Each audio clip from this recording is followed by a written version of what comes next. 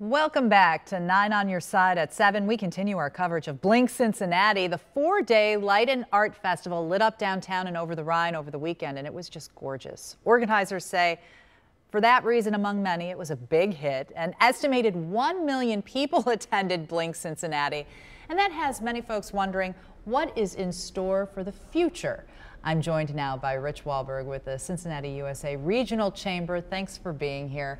First, let me tell you congratulations. Thank you. On a super successful event, or so it seems. And thanks for your support. You know, you've been supporting it last week, and the pictures that were shown on WCPO, obviously it helped others to see it and say, I want to go to BLINK. But really, day one, you guys had a lot of people attend. So what do you attribute that to? Well, I guess just the word of mouth, the marketing that was done, interviews like the one we did last week, just getting the word out, letting people know about BLINK and how to navigate BLINK. I think that was a big concern last week. And then once people actually got there, they understood how easy it was to see the art. The one thing that I've heard a lot of people say, I've never seen that many people downtown. Yeah. What do you think that says about our city? I think that for a lot of things, people are looking for a reason to get together. There's a lot of divisiveness in the country now, but this is a festival that was free and open to the public, and that was very important to us from the get-go, that it remained free so that anybody was welcome. And so everybody came, and just the art, the creativity of this community, the installations that came from around the world, and I think people wanted to see this, and we had the largest crowd ever in downtown and over the Rhine. So if you were there, yes, you made history. Well, there you go. I know people who went every night of the festival, actually.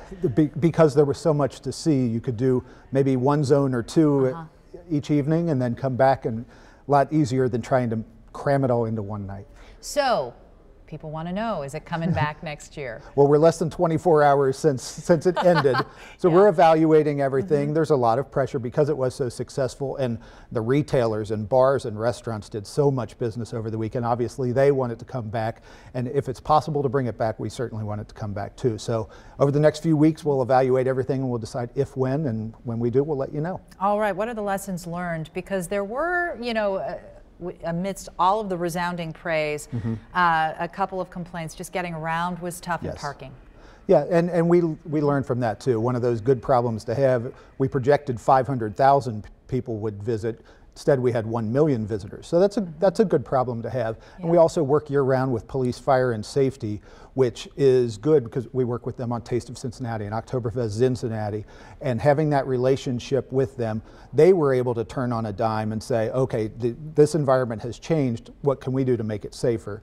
And so we saw hundreds of people crossing Liberty Street safely at 9, 10, 11 o'clock at night. So they were able to turn on a dime and help out this year. And obviously we learned from that and realized if there is a next time that we need to work on the parking and the traffic issues. And streetcar stuff. We saw packed streetcars, right? And long lines. Yeah, long lines, but again, a good problem to have. It's better than having no lines, I suppose.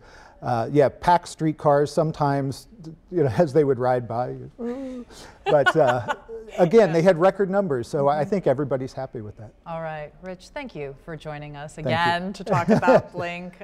It was a great weekend. Well, hopefully we'll talk to you in another couple of weeks about what we're doing next time. We look forward to that conversation. Okay, thank you. And for more on our coverage of BLINK Cincinnati, just head to WCPO.com.